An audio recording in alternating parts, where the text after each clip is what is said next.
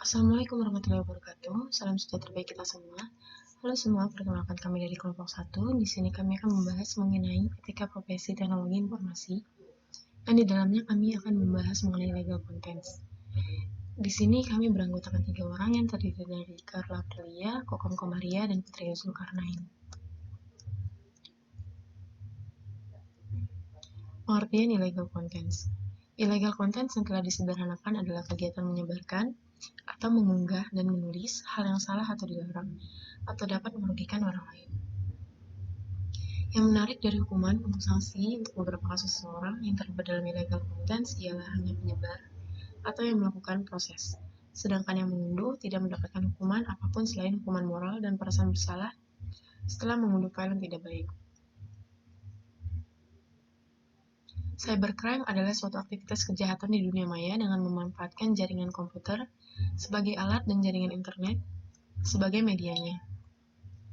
Dalam arti luas, pengertian cybercrime adalah semua tindakan ilegal yang dilakukan melalui jaringan komputer dan internet untuk mendapatkan keuntungan dengan merugikan pihak lain.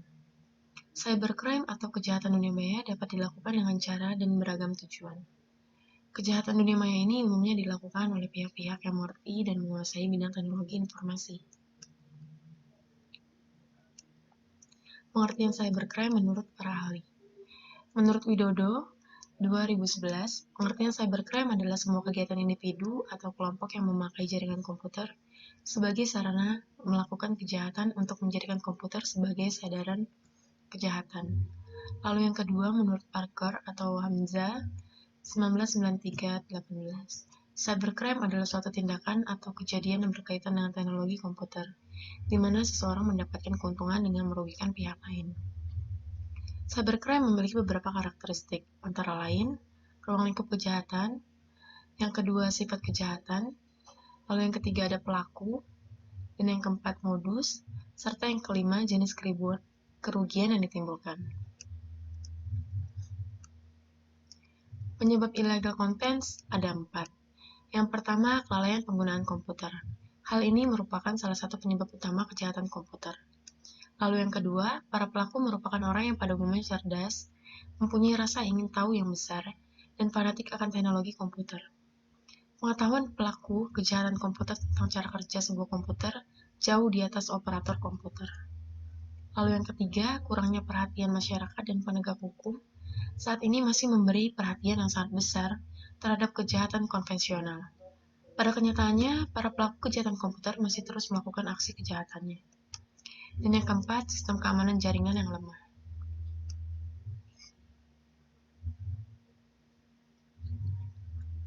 Pencegahan illegal content. Yang pertama, tidak memasang gambar yang dapat memancing orang lain untuk merekayasa gambar tersebut sesuka hatinya. Yang kedua, meningkatkan kesadaran warga negara mengenai masalah cybercrime, serta pentingnya mencegah kejahatan tersebut terjadi. Dan yang ketiga, meningkatkan sistem pengamanan jaringan komputer nasional sesuai standar internasional.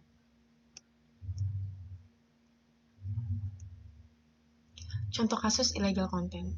Di sini kami menggunakan 2 contoh kasus. Yang pertama, pencemaran nama baik Rumah Sakit Omni Internasional oleh Pelita. Yang menarik dari hukuman atau sanksi untuk beberapa kasus seseorang yang terlibat dalam illegal content ini adalah hanya penyebar atau yang melakukan proses unggah saja yang mendapatkan sanksi, sedangkan yang mengunduh tidak mendapatkan hukuman apa-apa selain hukuman moral dan perasaan setelah mengunduh file yang tidak baik. Lalu yang kedua ada kasus pornografi atau cyberporn, kasus tentang video porno Ariel Noah dengan Luna Maya dan Cut Ari. Video tersebut diunggah di internet oleh seseorang yang berinisial RJ. Pada kasus tersebut, modus sasaran serangannya kepada individu, atau individu yang memiliki sifat atau kriteria tertentu sesuai tujuan penyerangan tersebut.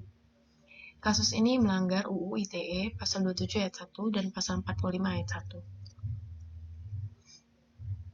1. Cyber espionage. Cyber espionage adalah jenis ancaman tingkat atas yang dilakukan secara diam-diam dengan masuk ke jaringan komputer target. Biasanya ini bertujuan untuk mencari informasi data, dokumen, dan semua hak penting yang dibutuhkan. Cyber espionage bekerja dengan memanfaatkan spyware melalui software yang ditanam paksa pada perangkat komputer. Spyware merupakan Salah satu ancaman paling spyware akan menginfeksi sistem dengan cara yang sama seperti jenis malware yang lain. Mereka dapat menyebar karena adanya kerentanan keamanan di dalam sistem. Pemasaran software palsu, email phishing, serta metode social engineering tidak menyadari kalau data-data dan aktivitasnya sudah terekspos. Seiring berjalannya waktu, tindakan kejahatan ini terus berkembang menjadi lebih baik, efektif, dan bahkan untouchable. Targetnya bukan hanya dari kalangan sipil saja, melainkan semua orang atau instansi yang berhubungan dengan jaringan, pebisnis, dan perusahaan besar. Biasanya serangan ini lebih sering menyasar kepada pemerintah dan militer. Sebagian besar, serangan cyber espionage terjadi di luar negeri. Bahkan, beberapa di antaranya menyebabkan kerugian yang sangat besar, terutama informasi militer dan pemerintahan.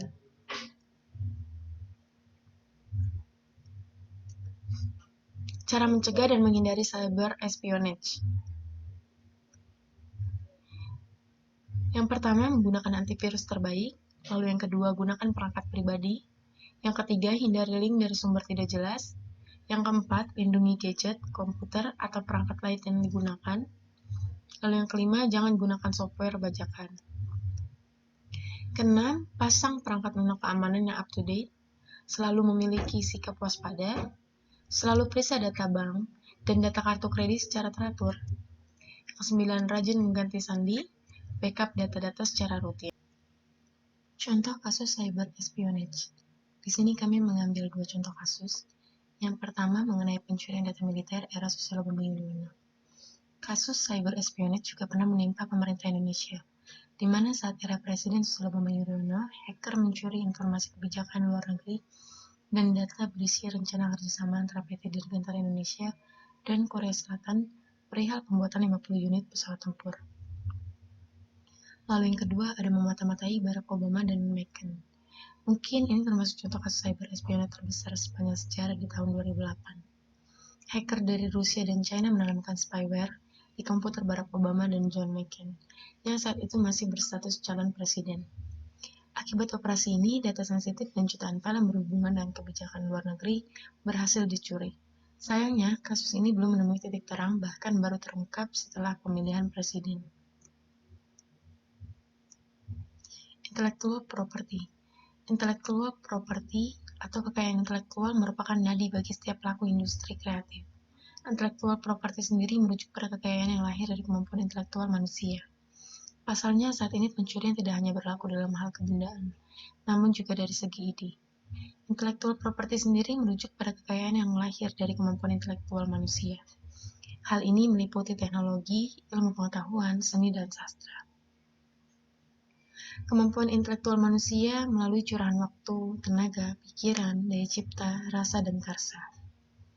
Karya-karya ini wajib dilindungi karena memiliki nilai atau manfaat ekonomi bagi kehidupan manusia. Contoh kasus intellectual property ada 4. Yang pertama, pelanggaran hak cipta novel. Tidak jauh berbeda dengan hak cipta buku. Ini pun berlaku dengan novel yang beredar dengan harga murah alias KW.